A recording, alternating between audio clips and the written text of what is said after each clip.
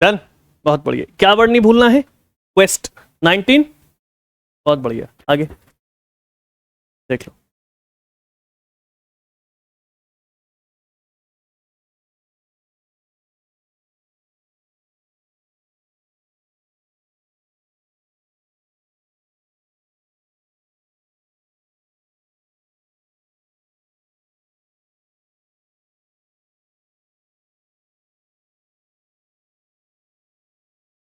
Done, बहुत बढ़िया। पंकज की स्पीड बढ़ती जा रही है भाई।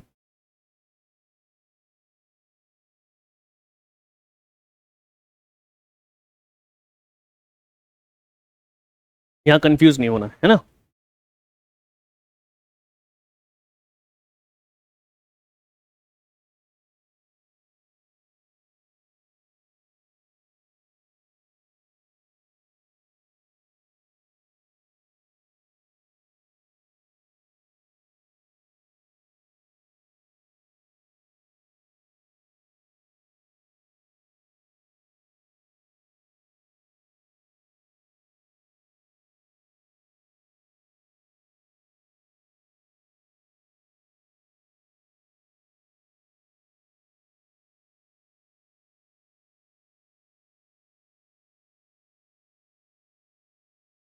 डन,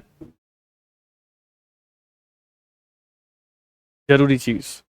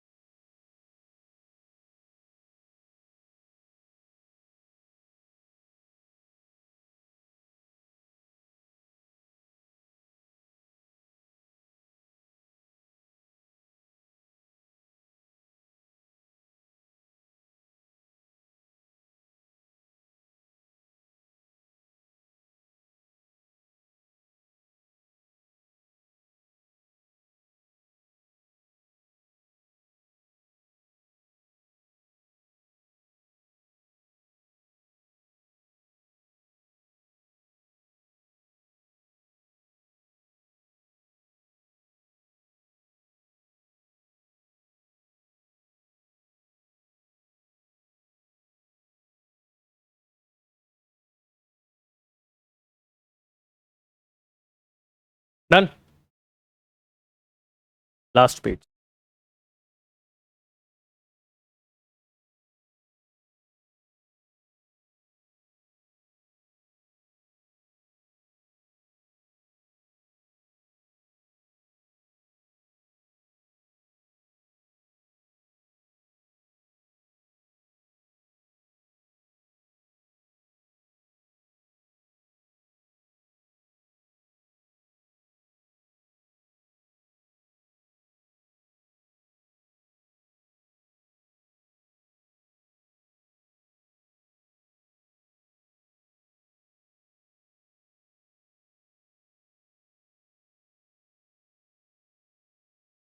समझ के, समझ के, हो गया। चलिए, यहां तक आपकी जो पॉइंट्स हैं वो क्लियर हो गया। अब उसके बाद आपका थर्ड वन एक्सपेरिमेंट आता है। वो थोड़ा सा अटपटा एक्सपेरिमेंट है, क्योंकि चैप्टर जो है इसमें 1.5 पेज का एक्सपेरिमेंट है ये।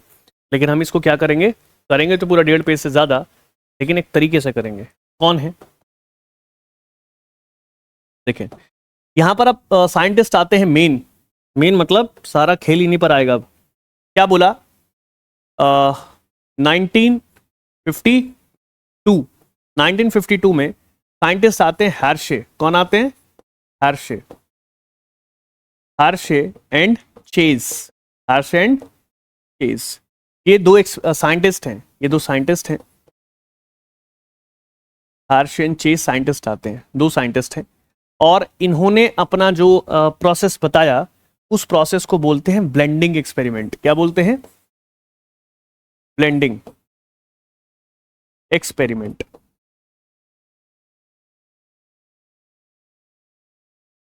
Blending experiment.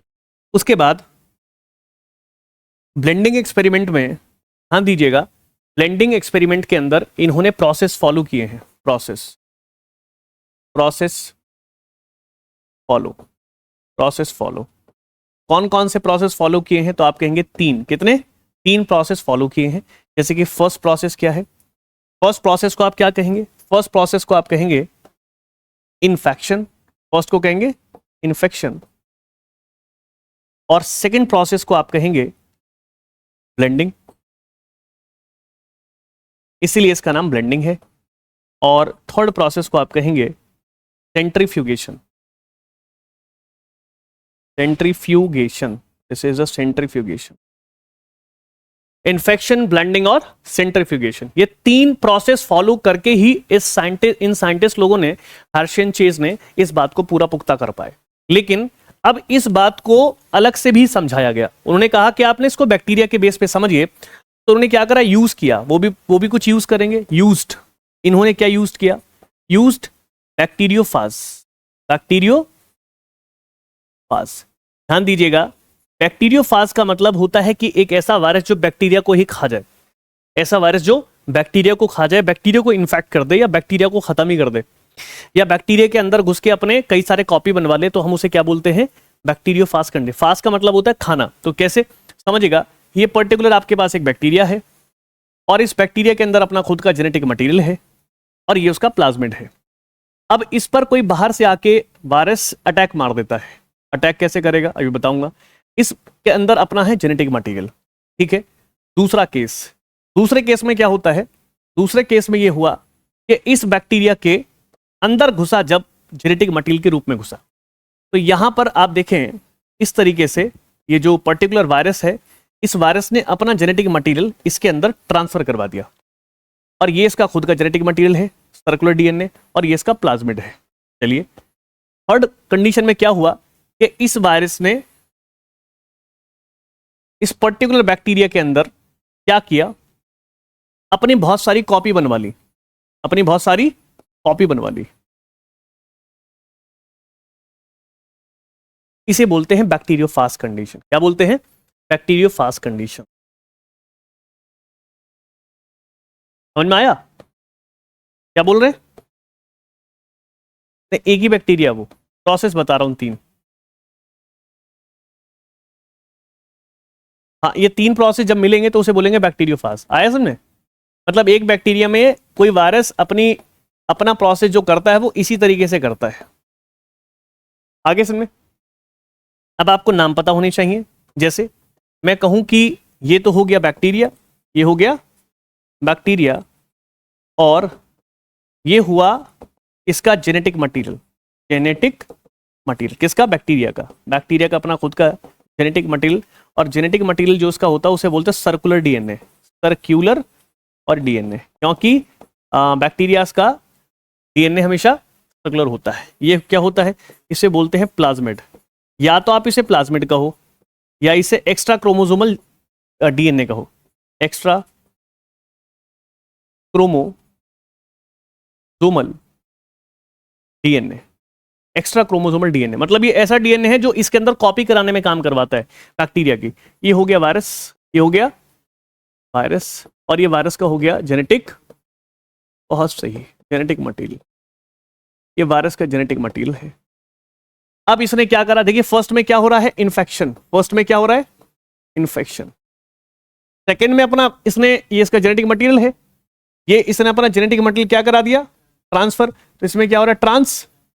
बहुत बढ़िया, ट्रांसफॉर्मेशन, ठीक है। और इसमें क्या हो रहा है? कॉपी, है ना? क्या हो रही है? मल्टीपल कॉपी, है ना? Multiple copy. अब इस एक वायरस की वजह से या वायरस की वजह से जो बैक्टीरिया के अंदर ये प्रोसेस होता है, इसे बोलते हैं बैक्टीरियोफाज। ये बैक्टीरिया के अंदर इस वायरस ने अपना घर बना लिया। अब इस बैक्टीरिया के थ्रू कुछ भी करवा सकता है ये। इसे बोलते हैं बैक्टीरियो बैक्टीरियोफाज। बैक्टीरियोफाज, बैक्टीरियोफाज का मतलब होता है वायरस विच इज किलिंग या which is making the copy inside of the host cell which is called the bacteria. This process is called the bacteriophage. बड़ा आसान है। अब इसी प्रोसेस को फॉलो करके उसने 3 मेथड को उठाया जिसका नाम है ब्लेंडिंग, इन्फेक्शन और सेंट्रीफ्यूगेशन। तो ये 3 मेथड उठाए उसने, इन्फेक्शन, ब्लेंडिंग और सेंट्रीफ्यूगेशन। लेकिन वो कहता है कि मैं ऐसा वायरस चूज करूंगा जिसमें रेडियो एक्टिव मैं कुछ लूंगा। रेडियो एक्टिव मतलब कोई एलिमेंट लूंगा जो रेडियो एक्टिव होगा। तो उसने 2 तरीके के रेडियो एक्टिव्स लिए। किसने? हर्शी एंड चेज ने। तो हर्शी एंड चेज ने 2 आइसोटॉप्स लिए। तो समझिए, इसने वायरस तो लिया, इसने वायरस को यूज किया, बैक्टीरियोफाज हो गया ना, इसने वायरस को यूज किया, लेकिन किसके साथ? विद रेडियो एक्टिव, है ना, with radio active, with radio active या रेडियो एक्टिव्स। इसने रेडियो एक्टिव्स के साथ यूज किया। रेडियो एक्टिव क्या लिया इसने? एक लिया उसने S35 और एक लिया उसने P42। ध्यान देने की बात है, ये जो S35 है उसको हम ऐसे समझ लें कि ऐसा वायरस जो कि रेडियो एक्टिव S35 लेके चलता लेकिन प्रोटीन के साथ में। तो मैं इसे क्या कहूंगा? इसे कहूंगा कि virus with radio active protein. समझ में आ गया? मतलब इसमें रेडियो एक्टिव क्या है? प्रोटीन है। किसमें? वायरस में। S35 उसे कहेंगे। और जो नीचे वाला है P32, इसका मतलब होगा कि वायरस विद रेडियो एक्टिव क्या? बहुत बढ़िया, डीएनए। तो मुझे पता चल जाएगा कि निकल के बाहर क्या आया, क्योंकि मैं तो पता कर लूंगा वायरस ने जो ट्रांसफर किया है वो रेडियो एक्टिव प्रोटीन है या डीएनए। तो अगर डीएनए हो तो मैं पकड़ के बाहर निकाल लूंगा। अब यहां पर इसने 2 वर्ड्स को बहुत हाईलाइट करा है। एक वर्ड क्या है? सुपरनेटेंट, और एक वर्ड है पैलेट। एक वर्ड है सुपरनेटेंट और एक वर्ड है पैलेट। देखिएगा, एक होता है सुपरनेटेंट और एक होता है पैलेट। ध्यान दीजिएगा, सुपरनेटेंट क्या है? सुपरनेटेंट का मतलब होता है जिसका मॉलिक्यूलर वेट कम होता है। सुपरनेटेंट वो है जिसका मॉलिक्यूलर वेट कम होगा। ऐसी चीजें सरफेस पर तैर जाती है ना, सरफेस पर ऑन हो जाएंगी, फ्लो करेंगी, ठीक है। और अगर किसी का मॉलिक्यूलर वेट क्या हो?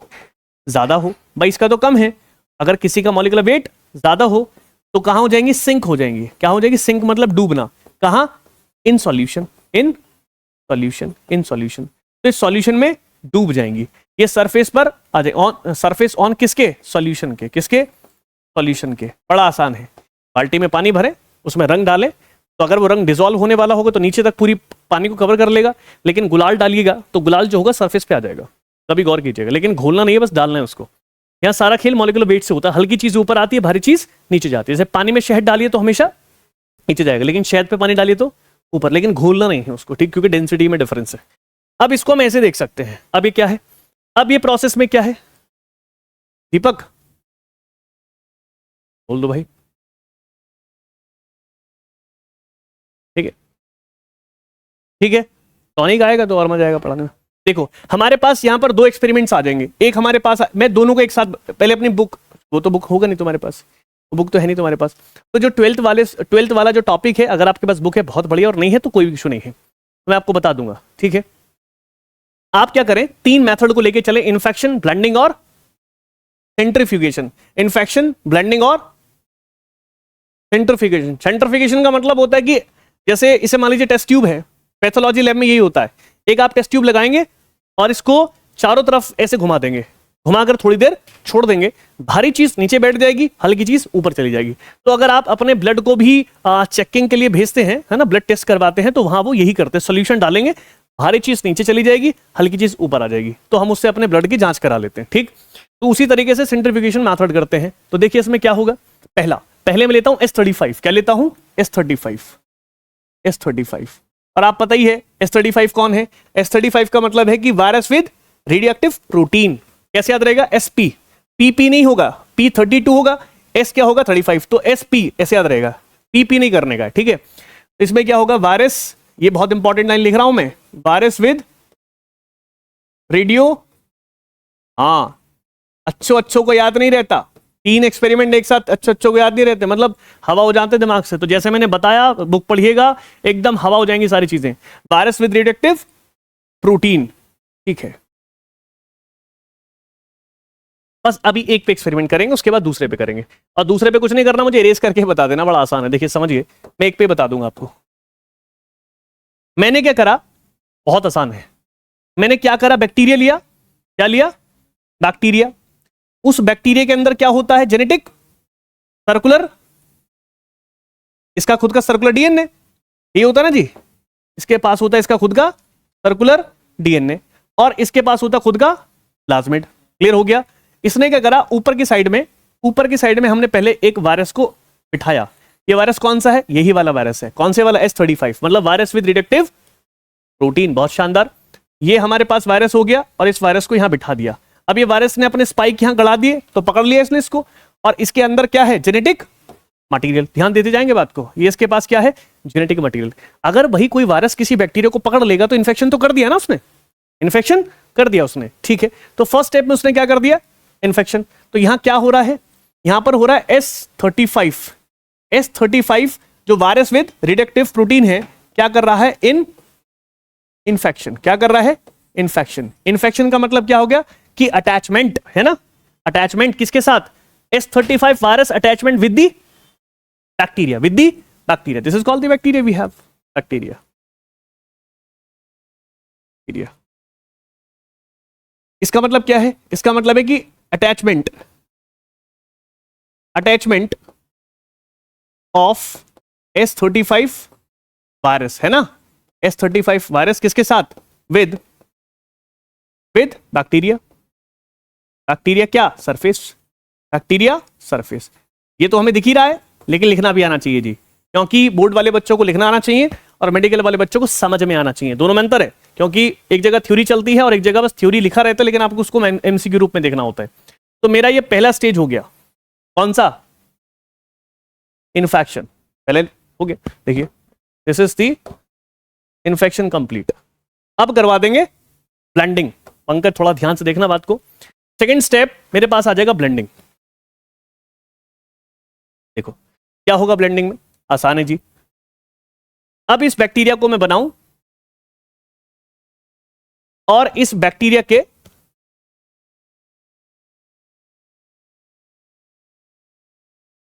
अंदर मैं दिखा दूं इसका सर्कुलर डीएनए। बहुत बढ़िया। और क्या दिखा दूं? प्लाज्मिड। और ये जो वायरस का जेनेटिक मटेरियल इस बार ट्रांसफर हो जाएगा। क्या हो जाएगा? ट्रांसफर। तो मैंने कहा ये जो जेनेटिक मटेरियल है, क्या हो गया इसमें? ट्रांसफर। अंदर गया जेनेटिक मटेरियल, ठीक है। तो कोस्टर कहां है? कोस्टर हवा में है। कोस्टर जो यहां था, मान लीजिए इसका कोस्टर यहां पे था, ये इसका कोस्टर मान लीजिए यहां पे था, इसको मैंने इधर ले गया, बस खाली कोस्टर बचा, जेनेटिक मटेरियल गायब। ये सब किसके अंदर होते हैं? In solution. ये सब किस में हो रहा है? In solution. मतलब ऐसा नहीं है कि बाहर उठा के फेंक दिया, हवा में उड़ गया, नहीं, ये सब ट्यूब के अंदर ही है ये सब। क्योंकि ट्यूब में दिखाऊंगा तो मैं सही से समझा नहीं पाऊंगा, मतलब मुझे स्पेस कम मिलेगा फिर। तो ये क्या है? वायरस का कोस्टर। वायरस का क्या है? कोस्टर। वायरस का आउटर कवर है ना, आउटर कवर, इसको मैं कोस्टर कह रहा हूं। This is called the coaster. ये इसका कोस्टर है। क्या मेरी बात समझ में आई? अब हुआ क्या? अटैचमेंट से क्या हो गया? डिटैचमेंट। अटैचमेंट से क्या हो गया? डिटैचमेंट। और जेनेटिक मटेरियल क्या हो गया? ट्रांसफर। दो बातें यहां आप समझ लें। ये कैसे हुई? ब्लेंडिंग करवा दी। ब्लेंडिंग का मतलब पकड़ के यूं हिला दिया उसको। जैसे उसको यूं हिलाया तो हल्की चीज एक तरफ हो गई और भारी चीज, भारी जो जेनेटिक मटेरियल है वो अंदर गया। हिलाया क्यों? कि वायरस को मुझे बस जेनेटिक मटेरियल अंदर भिजवाना था, तो उसने भेज दिया, वो तो खुद ही काम करेगा। दूसरी बात क्या, जैसे मैंने इसको ट्यूब को हिलाया तो ट्यूब को मूव ऑन करने के बाद ये जो हल्की चीज है वो अलग हो गई, डिटैच हो गया। तो यहां पर क्या हुआ है? यहां हुआ है जेनेटिक मटेरियल ट्रांसफर। कहां? Into bacteria. ट्रांसफर हो रहा है या हो गया? इनटू या इन बैक्टीरिया, ठीक है। इन बैक्टीरियल सेल, ठीक है। और ये क्या हुआ है? डिटैचमेंट। ये क्या हुआ है? डिटैचमेंट। पहले क्या हो रहा था? अटैचमेंट। अटैचमेंट, इस बार क्या हुआ है, डिटैचमेंट। क्या यहां तक बात समझ में आती है? आसान है कि नहीं? बहुत बढ़िया, आसानी से समझा रहा हूं, एकदम सीधे शब्दों में समझा रहा हूं तो समझ में आ जाना चाहिए। ये सेकंड स्टेप हो गया। ये कौन सा हो गया? Second step. ये सेकंड स्टेप है आपका। अब आ जाएगा थर्ड स्टेप। थर्ड स्टेप बनाओ, देखो ये मेरे पास हो गया बैक्टीरिया। इस बार क्या करूंगा, इस बार ले लूंगा ट्यूब। क्या ले लूंगा? ट्यूब। इस बार ट्यूब दिखानी पड़ेगी मुझे, क्योंकि वो सॉल्यूशन का सरफेस भी दिखाना, बॉटम भी दिखाना है। और इसमें क्या भरा हुआ है? सॉल्यूशन। ये तो हमें पता ही है क्या भरा हुआ है जी, सॉल्यूशन। ये सॉल्यूशन हो गया, ये सॉल्यूशन हो गया, ये सॉल्यूशन हो गया। लिख दो जरा एक साइड में, this is called the solution. Solution हो गया। अच्छा, इस सॉल्यूशन के अंदर सारा मटेरियल उठा के यहां ले आऊं, ठीक है। तो सेकंड तो हमारे पास होगी। हमने यहां पर क्या करवाया, यहां पे इन्फेक्शन कराया, तो दूसरा मेथड यहां पे क्या कराया, ब्लेंडिंग। क्या कराया? ब्लेंडिंग। S35 का साथ करा दी हमने ब्लेंडिंग, सेकंड वाले में ब्लेंडिंग कराई। तीसरे में क्या करवाओगे? सेंट्रीफ्यूगेशन। तीसरे में क्या कराओगे? S35 कर देगा सेंट्रीफ्यूगेशन। सेंट्रीफ्यूगेशन पहले भी याद रखिएगा, सॉल्यूशन में चल रहा था, पहले भी सॉल्यूशन में चल रहा था, अब भी सॉल्यूशन में ही है। बहुत बढ़िया, बहुत बढ़िया। अब इसको थोड़ा बारीक करके देखेंगे। ये हो गया हमारे पास बैक्टीरिया, और वायरस का कोस्टर कहां जाएगा? सरफेस पे। वायरस का कोस्टर आ जाएगा सरफेस पे। तो ये वायरस का कोस्टर हो गया, देखिए, है ना, ये वायरस के कोस्टर हो गए जो सरफेस पे आ रहे हैं, सरफेस पे आ गए। लेकिन जेनेटिक मटेरियल कहां चला गया? नीचे। जेनेटिक मटेरियल कहां चला गया? नीचे। तो गौर कीजिएगा, ये हमारे पास क्या हो गए, बैक्टीरिया का प्रोसेस हो गया, और ये हमारे पास हो गए बैक्टीरियाज, ठीक है। और अंदर क्या होना चाहिए इसके? Genetic material, genetic material, genetic material, genetic material. Clear होता है मेरी बात? तो मैं अब क्या देखूंगा कि भाई सीधी सी बात है, जब आपने सेंट्रीफ्यूगेशन करवाया है, तो सेंट्रीफ्यूगेशन कराते समय नेचुरल सी बात है, नेचुरल सी बात है कि यहां पर मैंने कहा था जो ऊपर का हिस्सा होगा उसे कहूंगा सुपरनेटेंट। याद आया? सुपरनेटेंट, है ना। और सुपरनेटेंट जो होगा, ऑब्वियसली उसका मॉलिक्यूलर वेट, उसका मॉलिक्यूलर वेट क्या होगा? कम। तो वो कहां आएगा? On surface. On surface. Surface पे वो क्या चला गया? कोस्टर चला गया। तो सरफेस पे क्या है इसका? कोस्टर। सरफेस पे क्या है इसका? कोस्टर। किसका? वायरस का। वायरस का क्या? कोस्टर। कहां चला गया? सरफेस पे। देखिए ये क्या था उसका? कोस्टर। तो सेंट्रीफ्यूगेट करा इस तरीके से, तो सरफेस पे चला गया इसका कोस्टर। बाकी इसका जेनेटिक मटेरियल बैक्टीरिया के अंदर नीचे बैठ गया। तो जो ये सब दिख रहा है आपको, ये सब क्या है? इसका पैलेट है। क्या है इसका? पैलेट। ये क्या है? पैलेट। और पैलेट का मॉलिक्यूलर वेट क्या होता है? ज्यादा, है ना। पैलेट का मॉलिक्यूलर वेट क्या होता है? ज्यादा। ज्यादा नहीं, ज्यादा बहुत ज्यादा होता है कंपैरेटिवली दिस वन। और इसलिए कहां जाएगा ये? बॉटम में। कहां जाएगा? बॉटम पे आ जाएगा। बॉटम पर आके सेट हो जाएगा, बॉटम पे सेट हो जाएगा। और जेनेटिक मटेरियल के साथ। किसके साथ? Genetic material. अब मुझे एक बात बताओ पंकज, की जो जेनेटिक मटेरियल के रूप में वायरस में क्या दिया था? S35। तो यहां आपको जो डिटेक्ट होगा, यहां जो आपको डिटेक्ट होगा वो कुछ और चीज होगी। यहां पर मुझे कुछ डिटेक्ट हो रहा है। डिटेक्ट क्या हो रहा है? मैंने कहा था कि मुझे वायरस भेजा गया है, और वायरस कौन सा भेजा गया है? S35। और किसके साथ? प्रोटीन के साथ। तो बताओ तुम्हें डिटेक्ट क्या होगा? प्रोटीन होगा कि नहीं? हाँ, क्या होगा? प्रोटीन। कैसा? Radio active. बहुत बढ़िया, रेडियो एक्टिव। क्योंकि मैंने क्या भेजा था? Virus S35। तो बाहर निकाल दूंगा। अब मुझे कंफर्म हो गया कि ऐसे निकाली जा सकती हैं चीजें। अच्छा, देख लो इसको। मैं चाय की चुस्की लेता हूं।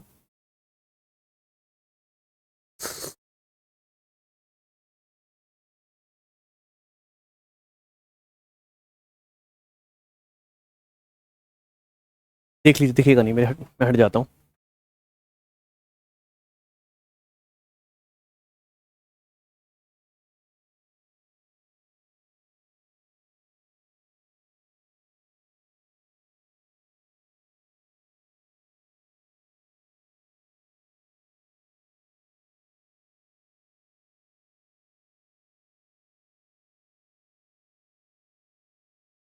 आराम से समझना, क्योंकि जब रीड करोगे ना एनसीईआरटी में तो तुम्हें खुद आएगी वो दो दो हाथ।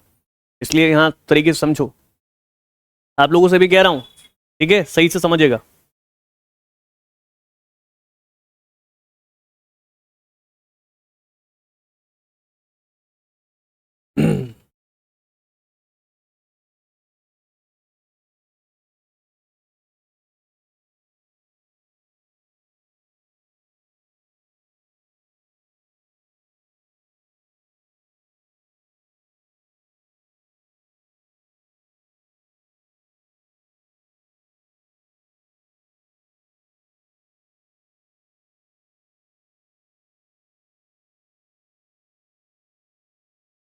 एकदम सेट हो गया।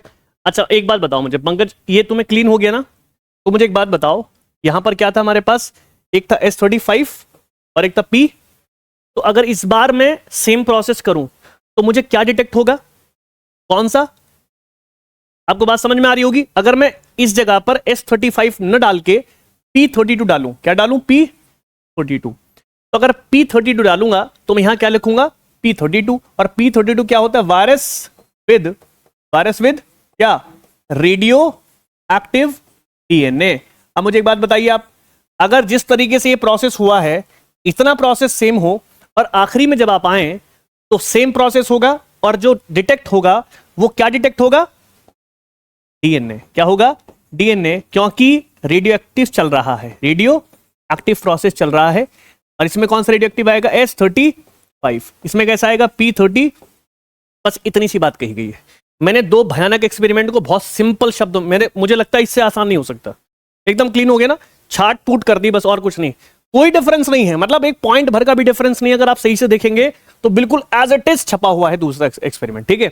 और आपकी बुक में 2 स्लॉट कर रखे हैं, बीच में से ऐसे करके एक इधर दिखा रखा डायग्राम, 1 2 3 स्लॉट में, और दूसरी साइड भी 1 2 3 3 स्लॉट में ऐसे दिखा रखा है, ठीक है। आगे सुन में, अब यहां से चीज बात समझ में आ जाती है बहुत बढ़िया तरीके से कि हमारा जो एक्सपेरिमेंट था डीएनए का, वो ठीक है, डीएनए हो गया। लेकिन अभी तक कुछ लोग ये समझ नहीं पा रहे हैं, अभी तक कुछ लोग, मतलब आगे के जो लोग हैं, कब से 1926 में क्वेस्ट स्टार्ट हुई, 1928 में फिर एक साइंटिस्ट आए ग्रिफिथ नाम के, जिसने ट्रांसफॉर्मेशन एक्सपेरिमेंट दिया। उसके बाद बायोमोलिक्यूल पर रिसर्च करी गई, जिसमें कि आपके मैक्लॉड और एवर नाम के साइंटिस्ट आए 1944 में। देन 1952 में साइंटिस्ट आते हैं जिसमें कि हैरिसन शेस ने एक्सपेरिमेंट दिया। इतना होने पर समझ में तो आ गया कि डीएनए डिटेक्ट हो सकता है आइसोटॉप्स के थ्रू। कैसे आइसोटॉप्स, रेडियो एक्टिव आइसोटॉप्स। ये क्या है जी, आइसोटॉप्स हैं, दीज आर दी आइसोटॉप्स। ये क्या है, आइसोटॉप है, ये दोनों क्या है, आइसोटॉप, आइसोटॉप्स। आइसोटॉप्स किसके होते हैं, एलिमेंट के। किसके होते हैं, एलिमेंट्स के। तो एलिमेंट जैसे S सल्फर है, P फास्फोरस है, तो इसके हमने आइसोटॉप ले लिया, तो उसके थ्रू काम किया गया, ठीक है। तो फिर साइंटिस्ट लोग इस चीज में कंफ्यूज हो रहे हैं बहुत ज्यादा। एक तो उनको ये नहीं समझ में आ रहा कि डीएनए और आरएनए दो चीजें हैं, दो चीजों में कंफ्यूज हैं कि अगर आपके पास डीएनए है, आरएनए है और प्रोटीन है, आप अपने ऊपर लीजिए बात, आप इस एक्सपेरिमेंट को कर रहे हैं तो आप आगे जाके कंफ्यूज हो रहे हैं। डीएनए डिटेक्ट कर लिया, लेकिन अभी भी आप इस चीज में कंफ्यूज हैं कि डीएनए, आरएनए और प्रोटीन, इन तीनों में कौन ज्यादा स्टेबल है।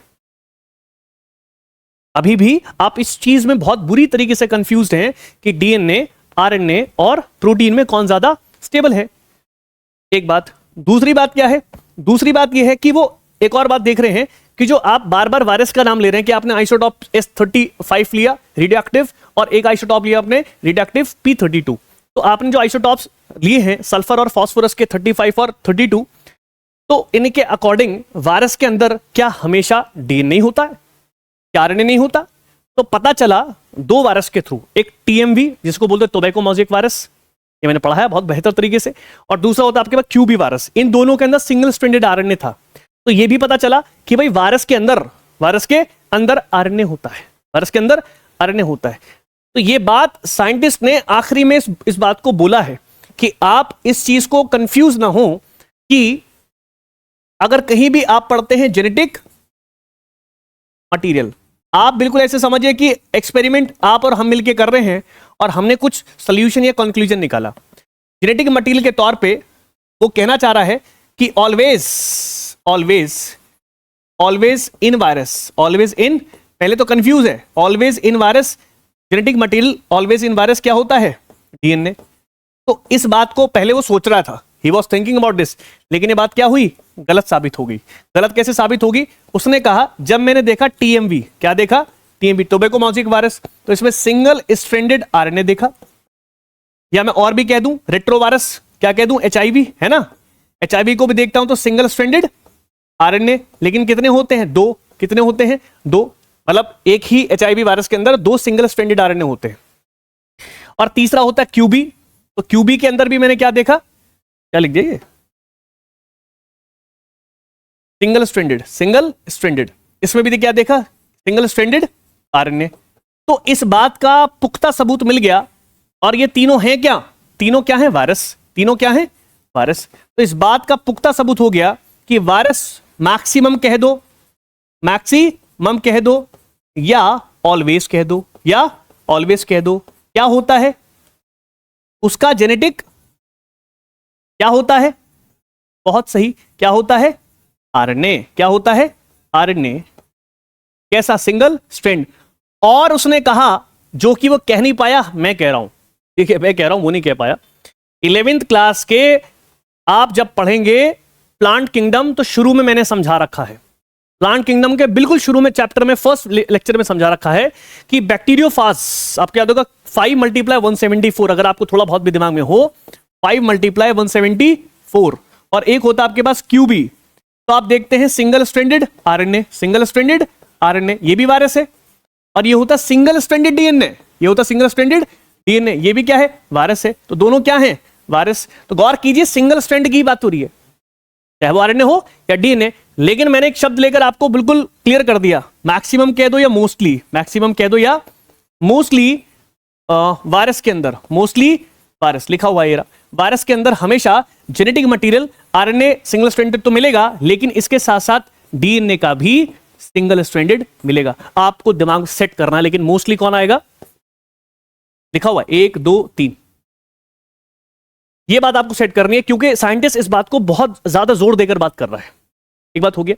फिर उसने क्या करा, जेनेटिक मटेरियल को लेकर उसने 4-5 चीजें बोली, जो कि 4-5 चीजें बड़ी इंपॉर्टेंट है एज इट इज आपके मेडिकल वाले में और बोर्ड में भी, दोनों में। बोर्ड में तो समझ लीजिए जितना मैं बोल रहा हूं, बोर्ड में छापा मिलता है, क्वेश्चन धड़ाधड़ पूछते हैं, एमसीक्यू हो, शॉर्ट हो, या फिर आपका वेरी शॉर्ट हो, या फिर लॉन्ग हो, या महा लॉन्ग हो, या फिर एसेंशियल रीजनिंग हो, सब जगह इस तरह के क्वेश्चन आपको देखने को मिलेंगे। एग्जाम आइडिया उठा लीजिए, या आप एग्जाम्पलर उठा लीजिए, या आप कंप्रहेंशन उठा लीजिए, वो तो खैर मेडिकल की बुक है, एमटीजी उठा लीजिए, जहां आप देखेंगे एकेडमिक का बुक उठा लीजिए, ये क्वेश्चन भरा पड़ा एकदम, समझ लीजिए एकदम जैसे मार्केट लगती है तो कुछ चीजें कॉमन होती है, टमाटर मिलेगा मिलेगा, वैसे ही आपको मिलेंगे ही मिलेंगे, मतलब 100% डन है सर। तो ये बात आप समझ लीजिए। मैं इसलिए इतने डिटेल दी इस बारे में, उसने तो खैर 2 ही चीज बोली, 1 और 2, मैं ज्यादा बता रहा हूं, क्यों, आपको पता होना चाहिए कि उसने बोला क्या है। इसने कहा कि 4 चीजों का भी ख्याल रखें, 4 चीजों का भी ख्याल रखें, डीएनए, आरएनए और प्रोटीन को लेकर, डीएनए, आरएनए और प्रोटीन को लेकर। और एनसीईआरटी में 4 लाइन स्पेशली हाईलाइट करके दी है कर्सिव लैंग्वेज में, तो मैं उनको लिख देता हूं और फिर ये क्लास करते हैं आज दी एंड। देखिए क्या बोलता है, ये हमारे पास लॉ आ गए, क्या आ गए, लॉ, जो कि फॉलो किए जा रहे हैं इन एक्सपेरिमेंट्स के अकॉर्डिंग। ये कुछ लॉ हैं जो फॉलो किए गए। पहला कहते हैं ऐसा होना चाहिए, ऐसा होना चाहिए, शुड बी। पहला ये कहता है कि जेनेटिक, अभी भी नहीं कह रहा डीएनए, डीएनए कहने से भी डर रहा है, कह रहा है genetic material, not of RNA, not of protein, not of DNA. कहता है कि genetic material, genetic material structure से और केमिकल से, स्ट्रक्चर से और केमिकल से क्या होने चाहिए, स्टेबल। क्या होने चाहिए, स्टेबल या बैलेंस, स्टेबल या बैलेंस। पहला थॉट, ये तीनों पर लागू होना चाहिए। अगर किसी पर लागू नहीं हो रहा तो मतलब वो जेनेटिक मटेरियल में आ नहीं सकता। समझा गया। जेनेटिक मटेरियल में जो फोकस इसकी बात चल रही है, एक तरीके से अब ये बिल्कुल कंक्लूजन निकाल के बता देगा कि डीएनए जेनेटिक मटेरियल है या आरएनए जेनेटिक मटेरियल है या प्रोटीन जेनेटिक मटेरियल है। इसके ये जो लॉ हैं जो फॉलो किए जाएंगे जेनेटिक मटेरियल पर, 4 लॉ में सब निकल के बाहर आ जाएगा। पहला। दूसरी लाइन क्या कहती है, दूसरी लाइन कहती है, क्या कह रही है, कह रहा है कि अंडरगोज या अंडरगोज क्या आप कह देंगे, म्यूटेशन, अंडरगो म्यूटेशन। म्यूटेशन के अंदर अगर जेनेटिक मटेरियल आए, म्यूटेशन समझते क्या होता है, नहीं समझते, कोई बात नहीं, आप लोग अगर नहीं समझते सुनिएगा। म्यूटेशन का मतलब होता है कि कोई डीएनए है या कोई आरएनए है, डीएनए है या आरएनए है, और डीएनए या आरएनए तो सिंगल स्ट्रैंडेड होता है, तो अगर कोई डीएनए है, ऐसे समझिए डीएनए है तो उसके डबल स्ट्रैंड होते हैं, तो किसी एक स्टैंड पर आकर कोई बाहर से आके कोई दूसरा स्टैंड जुड़ जाए तो म्यूटेशन हो जाएगी। नहीं समझ में आती। जैसे मान लीजिए आपके पास डीएनए है, क्या है, एक ही डीएनए है, एक डीएनए के 2 स्ट्रैंड होते हैं, 5 एंड और 3 एंड, 3 एंड और 5 एंड। अब मैंने कहा ये डीएनए का अपना खुद का रूप हुआ, ये अपना खुद का इसका रूप हुआ, ऐसा इसका एक फिगर आउट ये हमने कर दी। मैंने कहा इस बार क्या हुआ इस डीएनए के साथ खेला हो गया। क्या हो गया? खेला हो गया है ना, खेला बोलते ना, खेला हो गया इसके साथ, खेला कर दिए 5 एंड और 3 एंड। खेला क्या हुआ? ये हुआ, ये खेला हो गया, ये खेला हो गया। इसके साथ क्या हुआ? इसका खुद का ही स्टैंड नहीं जुड़ा, कोई दूसरा स्टैंड इसकी जगह पर आकर जुड़ गया। इसे म्यूटेशन कहते हैं। इसे क्या बोलते हैं? आगे बस सुनने। तो कोई भी डीएनए के 2 स्ट्रैंड है, उसका एक स्ट्रैंड आकर उसके दूसरे स्टैंड या पहले स्टैंड पे आकर कोई दूसरा स्टैंड आकर जुड़ जाए, उसे म्यूटेशन कहते हैं। ऐसा होने से क्या होगा? बदलाव आने जरूरी है। भाई डीएनए का मतलब क्या होता है? अगली जनरेशन में जाएगा। अगर अगली जनरेशन में जाएगा तो रेप्लिकेशन भी करेगा, मतलब डीएनए से डीएनए बनाएगा तो अगली जनरेशन में जाएगा। अच्छा, उसके साथ साथ में वेरिएशंस भी दिखाएगा। भाई मैं कह रहा हूं मेरे शरीर में 50% डीएनए अलग हो गया, तो 50% अलग बात भी तो आएगी। नहीं सुन पा रही बात? आगे ना भाई, मैंने कहा पंकज की बॉडी के अंदर 100 डीएनए है। 100 डीएनए में से 100 के 100 डीएनए का 2 स्ट्रैंड होता है। उन 100 के 100 डीएनए का आधा स्ट्रैंड, मतलब कि 100 आधे स्ट्रैंड बदल कर किसी दूसरे के लगा दिए। तो पंकज की आधी बॉडी दूसरे स्टैंड के जैसे पेश करेगी। हो सकता है आंख के कलर बदल जाए, हो सकता है कि स्किन का कलर बदल जाए, हो सकता है कि सर पे बाल ना रहे। वैसे आजकल पंकज बहुत ट्रीट हो रहा है बालों को लेकर, ठीक है। हो सकता है हाइट बढ़ जाए, कुछ भी हो सकता है। हो सकता है तेज हो जाए बहुत दिमाग, हो सकता है स्लो हो जाए। डिपेंड करता है कि जेनेटिक मटेरियल के तौर पर डीएनए का स्ट्रैंड किसका है।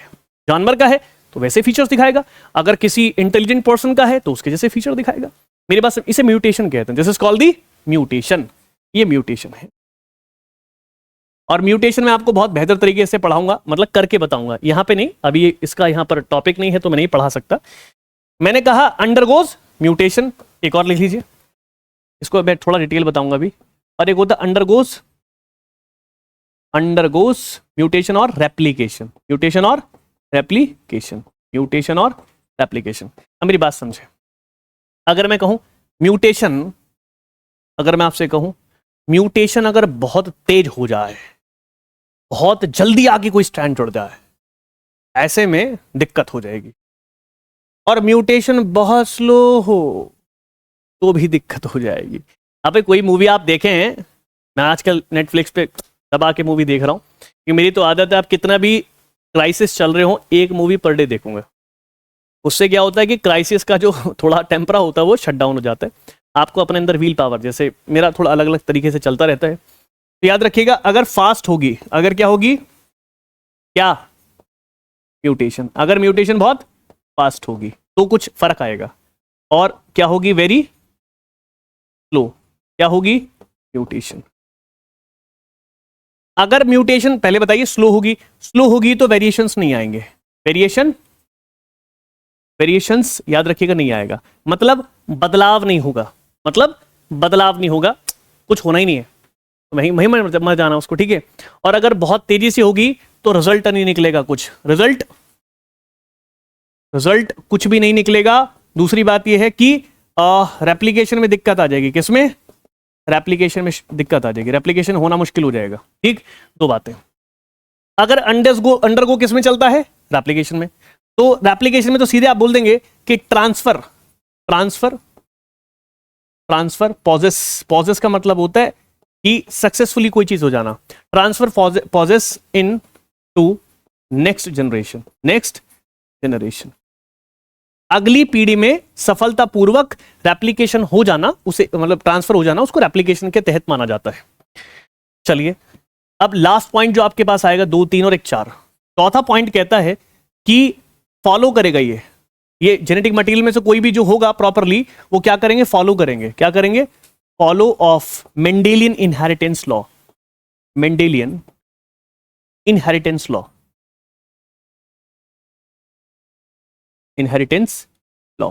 मेंडेलियन इनहेरिटेंस लॉ को फॉलो करना ही पड़ेगा, तभी कहेंगे कि हां जेनेटिक मटेरियल के तौर पे काम कर रहा है। ये 4 पॉइंट एज इट इज छपे आते हैं मेडिकल के अंदर, लिखा आएगा यूं का यूं, मतलब यूं का यूं ही लिखा आएगा, ठीक है। 1 सेकंड, कॉल आ रही है हमारे पास, 1 सेकंड, कॉल क्लास में है, अभी कॉल बैक करेंगे, ठीक है। चलिए, तो आज की क्लास यहां खत्म होती है।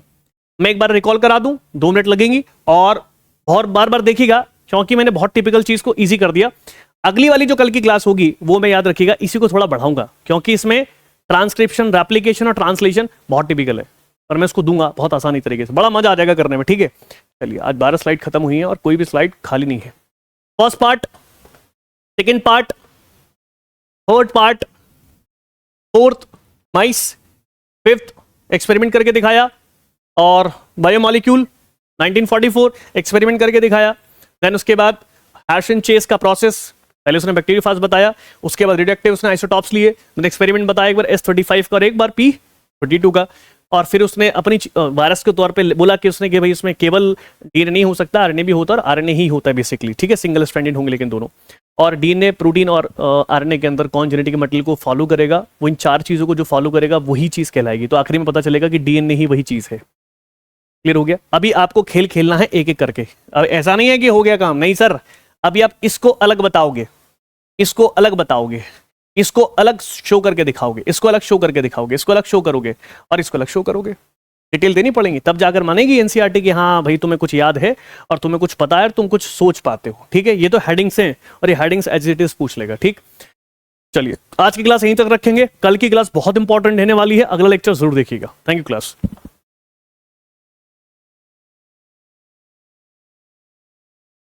Like, comment, and subscribe.